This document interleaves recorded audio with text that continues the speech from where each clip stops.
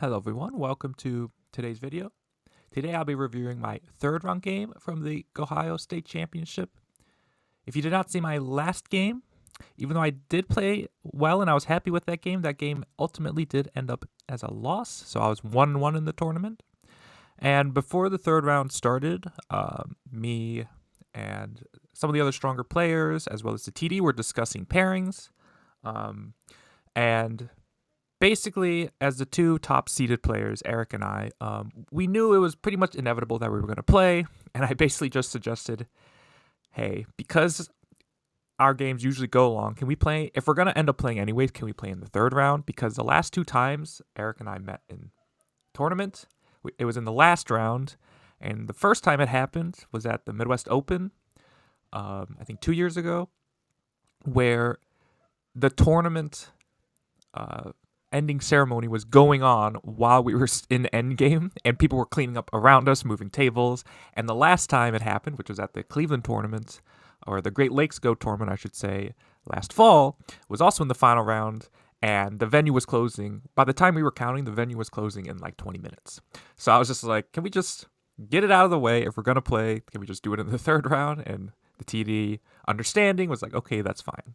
So that's why we're playing in the third round. And yeah, let's jump into the game. As you know, Eric is somebody who I play actually quite often. If we're at the same tournament again, because we're around the same rank, we often get paired together. So yeah, I don't remember the last time we were both at a tournament but did not play. So yes. So trying to get my first win on Eric as well. He is somebody who, since I remember 2015 was the first time we played at the Go Congress in Boston, and ever since then I have not been able to beat him in person in a serious game. So trying to get one on the board. I think I did make a comment to Eric that was like, yay, I can finally play black in tournament. He was like, you're welcome, basically. So yeah, I can finally play black. We get the approach and we get this, and we get a Joseki I do like. I remember seeing this the first time from an Inseong lecture, Inseong Huang, and as it shows, or as the end of the sequence shows, black gets an outside and seals white in, but that seals is kind of in quotation marks because obviously there is some connection issues with this black shape here. We have a double knights move here, so it's not a clean seal in, but it does limit white's movement into the center. With the key being, if white pushes this way to try to cut, this fight actually is not all that bad for black.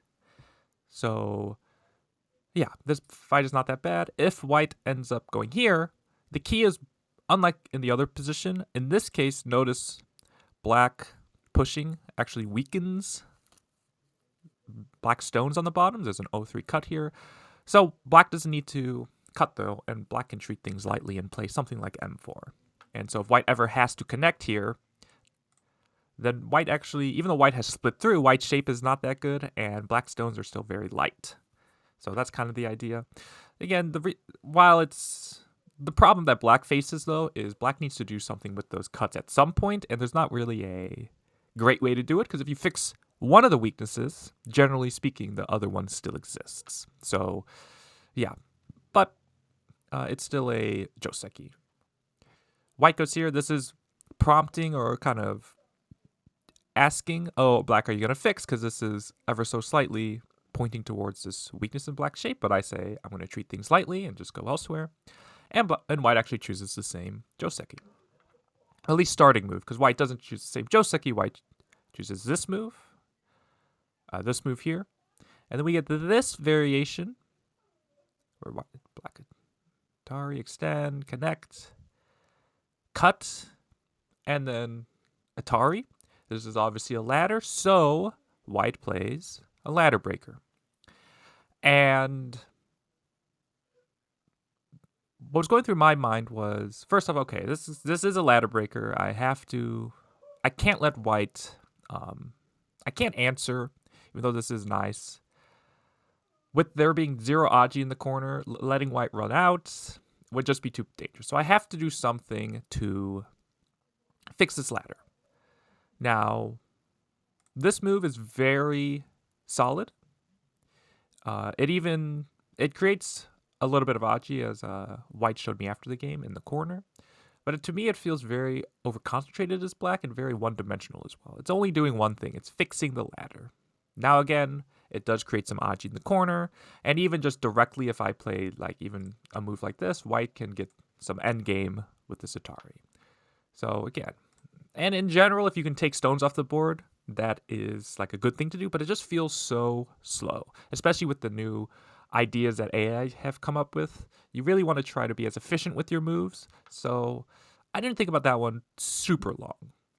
Now the other move to play would be some sort of like large knights, where this is a ladder breaker, and the thing is White doesn't get any extra like ladder breaking moves, if that makes sense. Like White can maybe go here and I can answer, but that exchange doesn't really help White all that much. But so I was looking here and I was like, okay. And then I remember seeing a game between Shibano Tonomaru and Ichirikiro earlier in the week. It was played in the Kisei finals.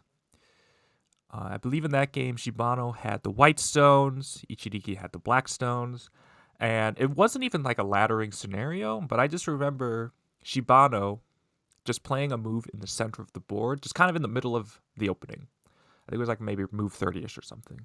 And I just remember seeing flashbacks of that, or maybe being inspired by it. And I almost had if you've seen Hikaru no Go before, a moment early on in the series when Akira joins the middle school Go Club, even though he's much stronger than all his compatriots, and is even entered at the third player, simply so he could play Hikaru.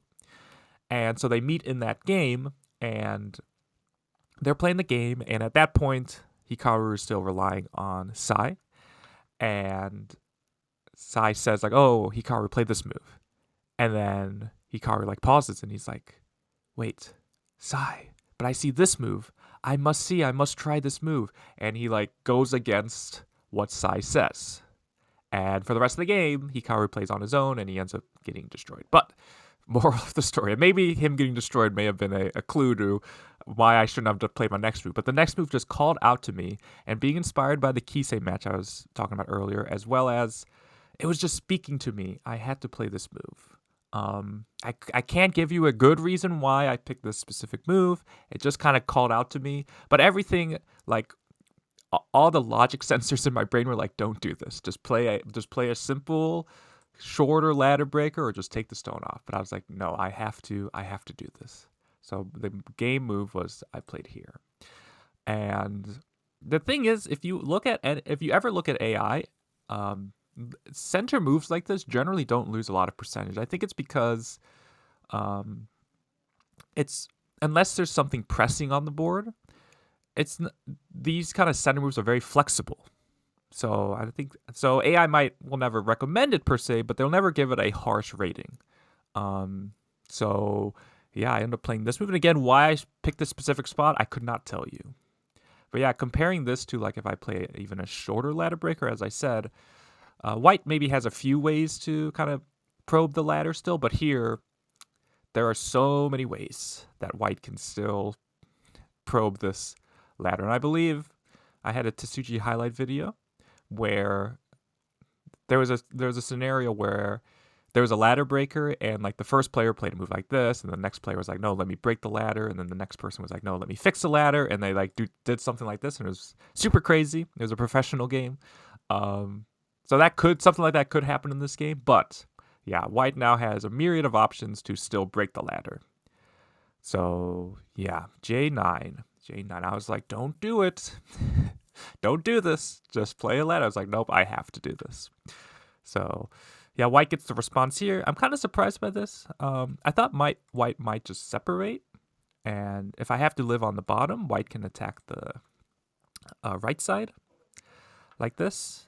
Even maybe White can get K3 first to keep attacking black on a large scale, but it makes sense to also go down and take the cash here on the bottom, because again, me connecting doesn't actually account to much. And here I just kind of have to double Hane. I can't just descend. Because there is even a potential Ko here. And my opponent and I, after the game, looked at this a little bit. And this is possible for he was worried about the Ko. But it turns out even if, because his thought was, I have many Ko threats in the upper left, but it turns out even if white gives up the corner, this result is still even. So, yeah. In the game, though, I double Hane and just connect because I saw that I could play Atari into Goblin's Nose. So, yeah, and here I was surprised with how white played because white pushed and then let me connect. And then played here and let me connect here anyways. So if I was going to play 06 anyways, I feel like white should just play here. Yeah, because when you take away the liberties in this corner, like let's say white had, instead of answering the corner, did something like this, because this is not small. Black can, because white's liberties were taken away, black can really hurt white's eye shape here, even R5 or even S6. And if white has to live in the corner small, it is quite painful actually. And the reason why S6 works is you can now wedge, and now even pushing, you cannot cut. So yeah, that's why after these pushes, white takes S6, but then it allows me to connect, and white actually, it feels like white hasn't accomplished that much. And then turn also surprised me. I thought white would just extend here. This is almost like white pulling back a little bit, but then allowing a better move in the center. Whereas white pushing here and getting this shape wasn't the worst thing. It did almost make my move a good move, if that makes sense. Like if I had turned here, all of a sudden my random, quote unquote, random ladder breaker now actually is serving a function almost. But I attach here. My thought was, now that white has got some thickness here, before white seals off the center somehow, like not saying white will do this directly, but let's say white plays a move out here, I've kind of lost my chance to play on the bottom. So I was like, okay, before white seals off the center, I'm going to probe. And white just pulls back. This is okay. White could probably Hane, with the idea being, okay, it is more forceful, and even if you get extra moves here, I am so strong that I'm actually making you heavy. So this would be trying to make black heavy. It's a lot harder to ignore this move compared to the pullback like this. But then I jump here. White attaches. I pull back. Because again, I can't be too aggressive because of the ladder here. Push. White jumps. Break the shape. And then go here. So here I had a dilemma, if you will. So I obviously have a weakness at J11 that I would like to fix, even if I don't fix directly, even just playing maybe a move like this, or even maybe something like this. I'd want to do something. Even playing a move on the left side would help that cut somehow. But I saw white going here. This is obviously the shape point, and it felt like it just hurt my shape too much. I didn't see a good way to continue. Like I felt like I couldn't attach here because, again, my shape is just not great. Even if I can live.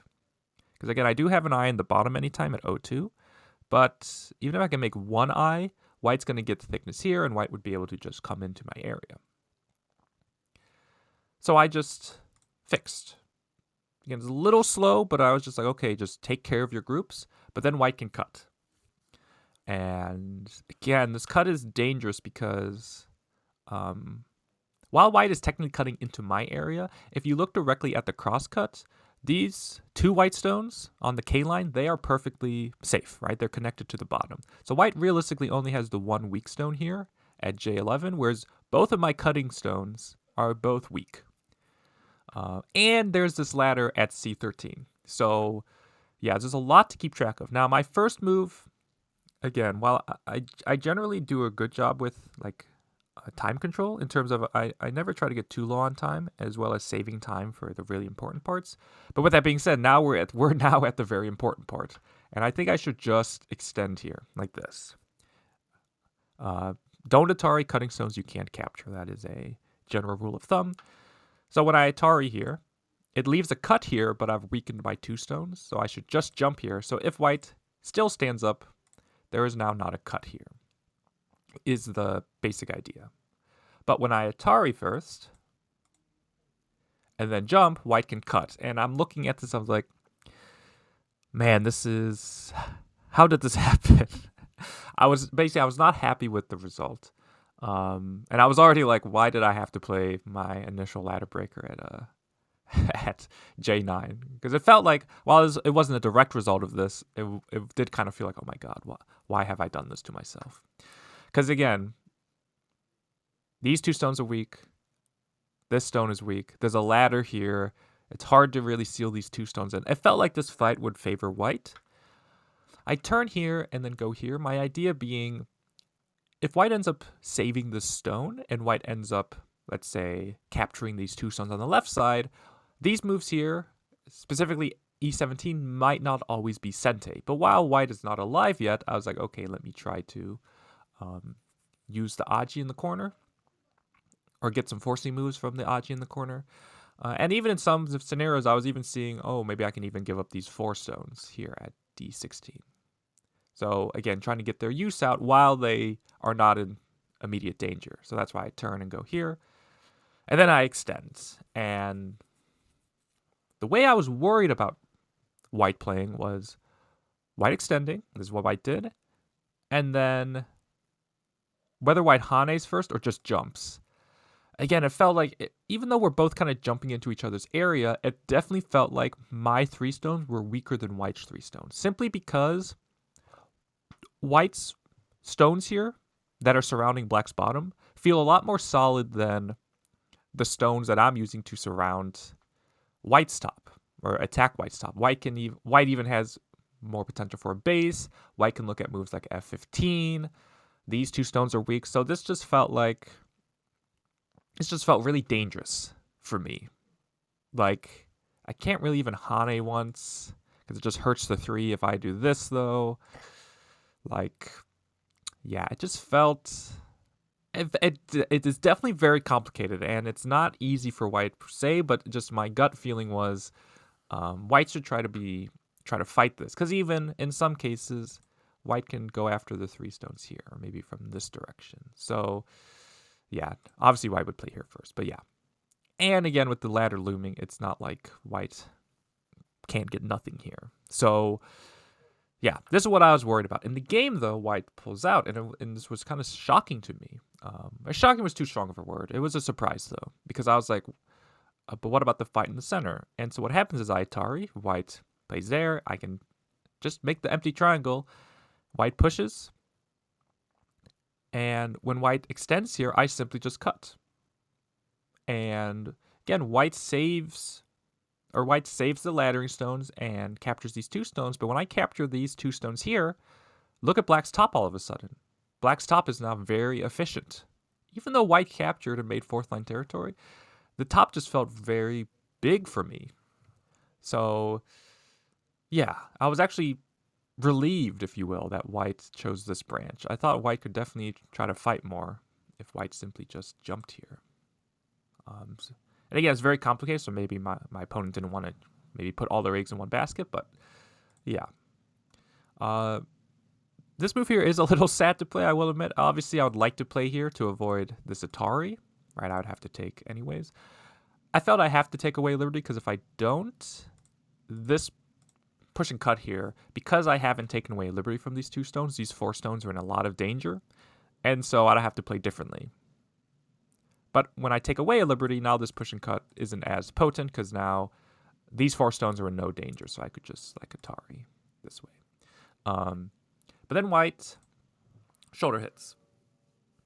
White shoulder hits, and again, in general, when you have a lot of thickness, you want to kind of force your opponent into that space. So you don't want to play a move like jump up here, because again, this would start to allow white to connect, and if I have to answer, white gets a lot of potential up top. This one is probably better than 016, but it's because it might even transpose to the game if white jumps here. But yeah, that's why I just cap. And again, white's next move was surprising to me. White extends here. I thought white would go down to try to make, if I stood up, white would try to make this hanging connection. Again, if you can ever make a hanging connection in your opponent's area, it's very annoying for your opponent because this creates clamping Aji at Q17 in combining that with O15. It's just very annoying. So yeah. And even if there's a Ko, that means any Ko threats like pushing here or doing anything like that, it's very hard to ignore. So yeah, it would mean I can't let this Hane happen. So I'd have to play down like this. Which again, maybe this is still some problems for white, but compared to the game, I think this shape is even better than the game shape for white. Just because I was able to get the key spot at N17, because what happens is white pushes here, but then I can push back. White Hanes and I block, but now white has this weakness here, so I poke at the shape and then take the weak spot. So again, comparing that to the other variations I just showed, this felt much worse for white. White doesn't have a Ko shape. White doesn't have an eye yet. So, yeah, white jumped here, and I think white maybe was expecting Hane here. And when I go here, the corner starts to cut off. And when the corner gets cut off, even if I can continue to surround white, again, we get this position where this kind of hanging connection is very troublesome for black's corner. Very, very troublesome. There's a lot of bad Achi. But because of how strong I am in the center, I can simply wedge. And because I remember my opponent at this moment in the game, this was like the moment. Again, Eric is generally a methodical player. He likes to take his time, but this was, I think, the first time in the game. Like he spent some time in this fight. This was like the first big moment of the game where he spent a lot of time. But this was like the next one. Yeah, because again, white is now sealed in, and even if, because this is what happens in the game, even if white can cut here and cut, white only gets one eye, and white gets completely sealed in. So white attaches. This is a nice technique. You don't want to go down as black because then M18 is Sente, and this really damages this K17 stone, so I just simply connect. White Ataris, we get this sequence. White goes here. Again, if I block, this is what's nice about O18, is white actually is alive. Not in a very fun way, but white would be alive. But so I'm like, okay, let me keep the attack going. So I go down. Then white goes here. I was actually expecting this move. Yeah, I was expecting this move. I don't know if it's any better technically, but like if I Hane, white can cut. And again, it's hard to continue as black. Again, there might be a way to keep. Yeah, it's not possible to keep that a false eye. If I have to go down though, then white can maybe cover here. Turns out J17 becomes a key spot in this shape because when white goes here, I needed to bump here. This was my time. I needed to bump here. Yeah. And even after I descend, which threatens to connect under, I still need to bump here. Well, even though it's an empty triangle, it is a key spot in this shape. Yeah, because even if white blocks and I go here, white still needs to make an eye. But I go here, just saying, okay, let me connect my groups. But when white goes here, I was like, of course, this threatens to continue cutting off the two stones. Like I would like to play this kind of peep, but white can just capture the two. Even just descending would work. So yeah. So I was like, okay, let me go here. Which is, again, not very sad because I can't even really capture. While it is nicer on points, it gives an extra forcing move here for white, which helps white make an eye. So I was like, let me just go under. White attaches, because again, even after this, it's still not super clear. And yeah, two moves I was looking at was this one, of course, where even if white Ataris, capturing this one stone is not Sente. And again, there is a cut I have to worry about here, but it's not that dangerous. Yeah. And white still needs to connect there. I ultimately choose this one, which, again, this technically does work. I can pull back. White plays diagonal. I can Atari. White takes. I push here. White plays here. I can poke at the shape there. White connects. I connect. White goes here. I can cut. And then white goes here. And this is the moment I needed to slow down. Because if something similar that happened in the second game happens in this game. Because I've done the hard work, right? I have surrounded white completely. White doesn't have an eye. And so I just needed to, truthfully, the last like 10 movements of mine, I needed to spend way more time thinking. But this is the moment I needed to kind of slow down, because this is what I read. Okay, obviously I need to prevent the Aji of white connecting, because there's a code there. So I would like to play a move like E19. But if I played E19, my reading was, oh, but I only have 3 liberties, so if white pushes, I can't cut here, because then I get captured in the center here. And so I was like, I can't let that happen. And yeah, so instead of playing here, I played this one. But what I forgot, and again, it was similar to my last round game. If you remember, after the Ko finished in my second round game up top, and I captured the lower left, I played a diagonal to threaten black's group on the left side, forgetting that black had captured a stone. Because of how I played black's co-threats, black captured a stone in the center, which allowed black to connect. So again, I'm just missing these, these stones are still on the board, and I'm missing that kind of the effects of these stones. So if I had just gone here, white would just be dead. If push here, Atari, can't cut. I have enough liberties there. White connects here, I can still play here, and technically white can maybe run the stone out, but white actually does not have that many liberties, and yeah, this would be still okay for black. So I did all the hard work. I just needed to slow down and remember, oh, I captured these G10 stones, but I go here, white connects, and the thing is, this is not even a Ko, because while this looks like a Ko, white can just Atari and then cut here. So, yeah. So white connects first before connecting. This is a nice order of moves, but I just go elsewhere. And again, I was like, oh my goodness. How did I let this happen? I was very frustrated. Yeah, and I was not at the point of no return in terms of mentality, but I was like, oh my God, how did I let this happen? Yeah. Because again, I felt I had many ways to kill. And I almost found the one way that allowed white to live. So it's very frustrating. Now, again, the plus side is white hasn't really gained anything. Like, white took out my points, but, white made a point. Or technically 2 since white captured. But I was definitely like, okay, let's keep fighting. So I play here. That's just threatening to pull out those stones. So white just Ataris, and I can go under. White played c4. This is a common move, and usually as black you pull back, allowing white to go here. But the thing is, you really want to be able to clamp next if you're black, and almost give white a dilemma where, okay, if you connect, I get to connect. But if you go down, this cut here has a lot of Aji, but because of this, it isn't this exchange, but it's very close to white had f3 as opposed to the large knights. And I shoulder hit white's knight's move. If I hadn't made that exchange, this might be possible, because I can play moves like h3. But because of how solid white is here, if white can just descend at a3, white's corner realistically does not have much Aji. So I actually go into the corner, which usually you don't want to do this, but I think in this case it's better. Because again, even in this case, there's not a lot of points here to be had. The corner is where all the points is. And so even though white can Hane, I can clamp.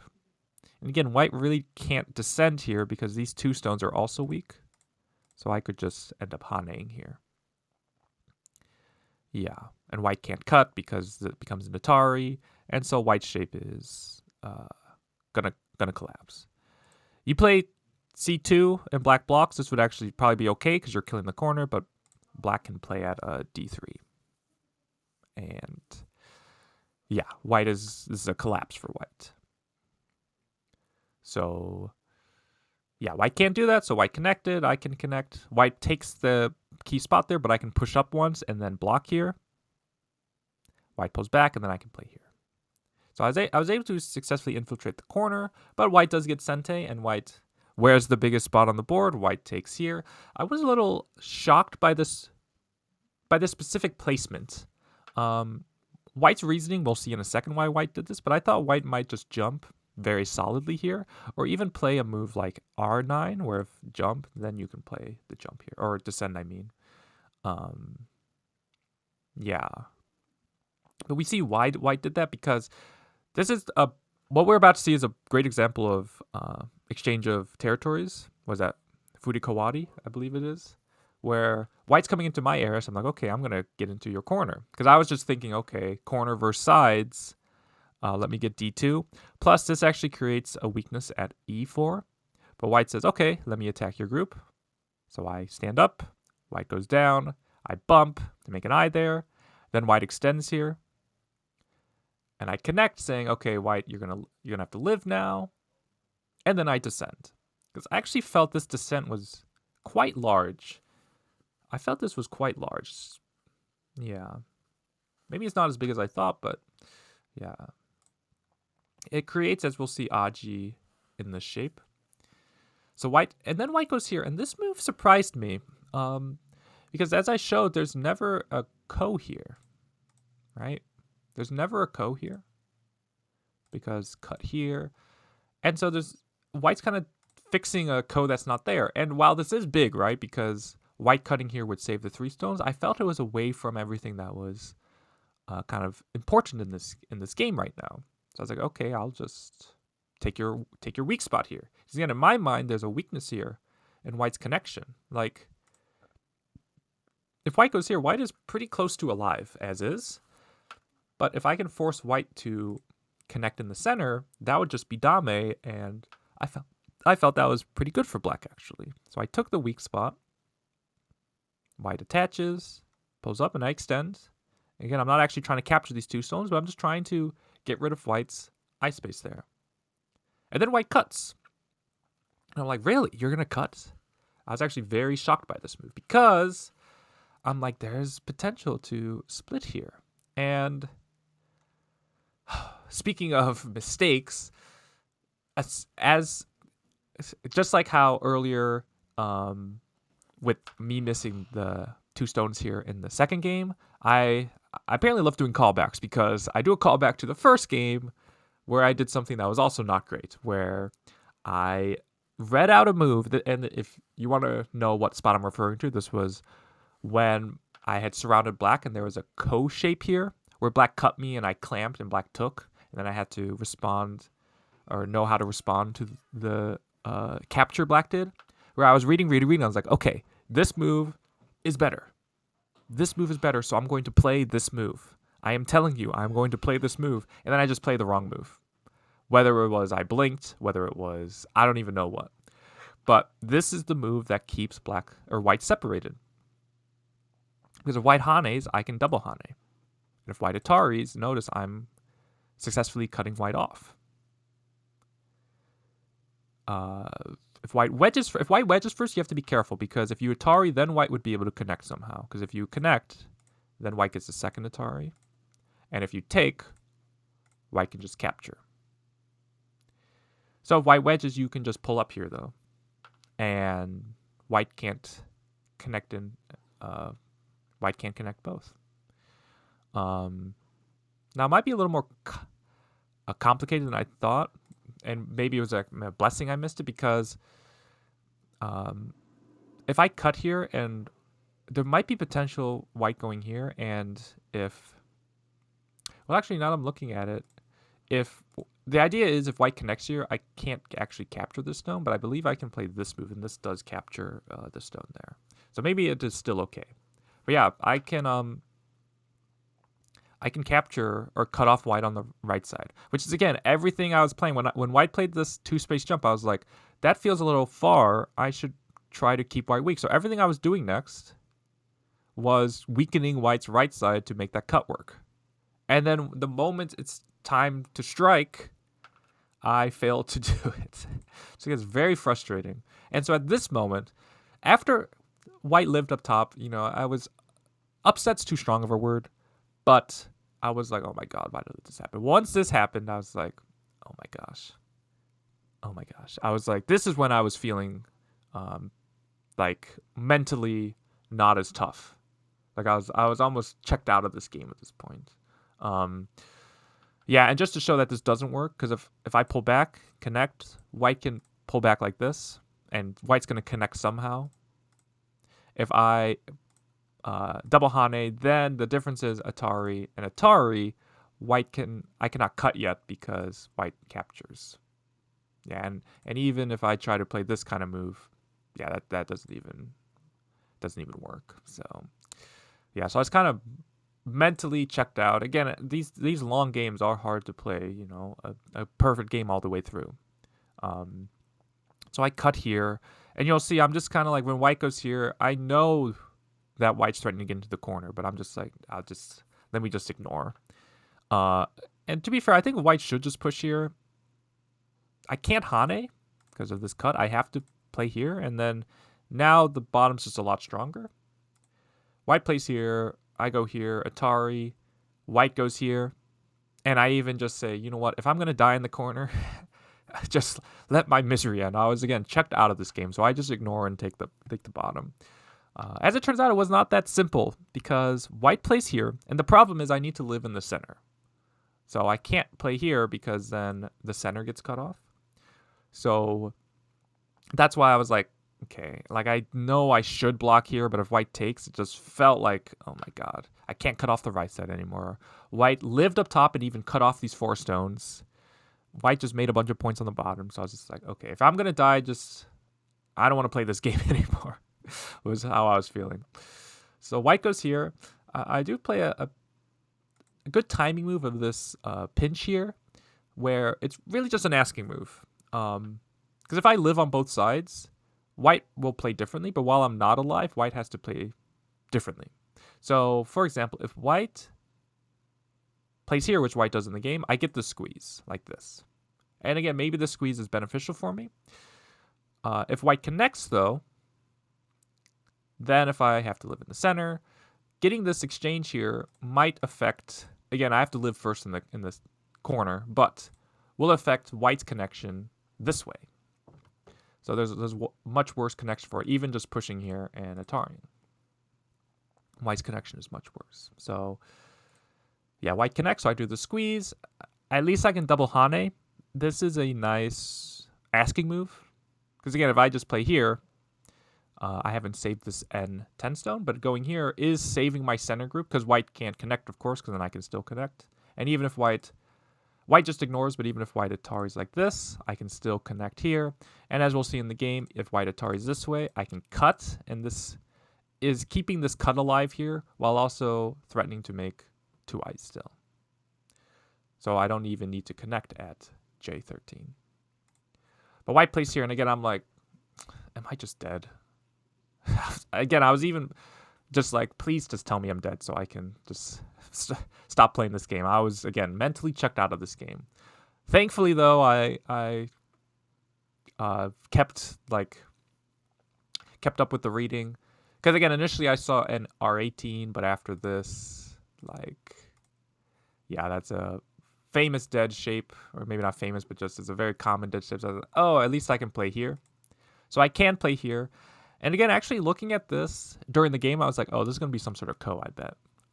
Turns out I'm actually just alive now, I think. Because if white plays T18 in the game, I was like, oh, well, if I have to pull back like this and we get this ko, like this. Yeah. And even, I don't have time to, like, if white can play here even, because even, I would like to be able to take to threaten T50, but white can capture first. So if white has a local threat here, like, good luck black trying to find a threat, right? So I was just like, okay, ko is just not going to work. So hopefully I would have spent extra time and realized that I can actually play S19. And this is still alive for black. Because white, because of the property of the corner, white can never Atari at O19, and white can never get rid of this I at R19. So it's actually, black is still alive in this case. Which means if black is actually still alive, this capture here is actually quite big. again, at the time, I was just like, I'm just going to take here. And white does get into my corner, but if I can live with both groups still, like, this capture at h15 is quite big, actually, or h5, because, remember my Hane here? Look at white's shape on the right side. So what happens is in the game, I'm getting ahead of myself. Yeah, white Ataris connects, does this Hane, and goes here, but I can play q19. And white cannot play o19 is the key. White plays there, I can descend, white throws in, I can go here. But notice white actually still needs to live here. So white connected, I take, white Ataris, and then connects. So white even ends in Gote on the right side, which means I get another follow-up on the bottom. So I get this Hane, I attach, this is threatening to pull out this stone, and then we get this Ko, which this is a flower Ko for me. So at this point, I'm actually like, well, wait a minute. I was able to live in the center, live in the upper right, and now I have this Ko. So I was actually all of a sudden feeling very good about this game. So I poke here, and this threatens to cut. I take here. White plays here. I need to answer this. I descend. This is threatening to kill the corner, like this. So white blocks, take, white connects, Atari. I play here. This still threatens to kill the corner. So white answers. White pokes here, but I'm like, that is big. But taking here has a bonus side effect because white Ataris, throws in, Ataris, and then cuts. Take a look at this white group here. This entire white group here does not have two eyes. So when I push here, because white could, obviously white needs to answer the Ko. Because even if white ends up living, because white could live by going here, I have to take and then can live. Or even in this case, maybe that way's better. I'll probably let's just keep things simple.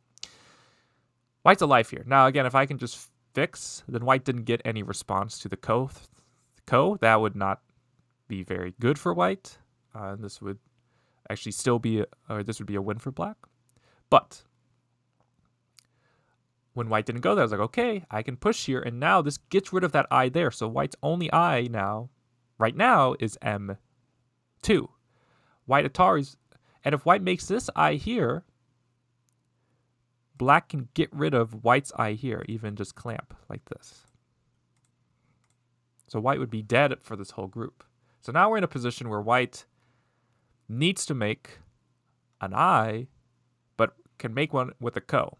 Now here, so one, this was because white just used a Ko threat potentially. But I give it back to white by using up one of my Ko threats. Yeah, this was a mistake. I misread that. I knew if white went here, I could Atari and get rid of the eye. I missed that white going here, threatening to go S13. This also threatens to get rid of the eye. So this is, again, me playing a little too fast. But it was also just a position I was like, okay, like this is super hard for white to come back from. This is the most flowerist of flowerist Kos. So white goes there. I can play here because that's a local threat. White pushes. I can throw in. White throws in. I can push. White pushes down. Atari. I can go here. Again, that's forcing. White throws in. That's also a Ko threat.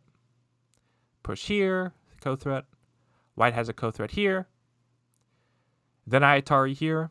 And again, white's looking at the board, saying I don't have any Ko threats left, so I take, but then I get to capture the entire lower right.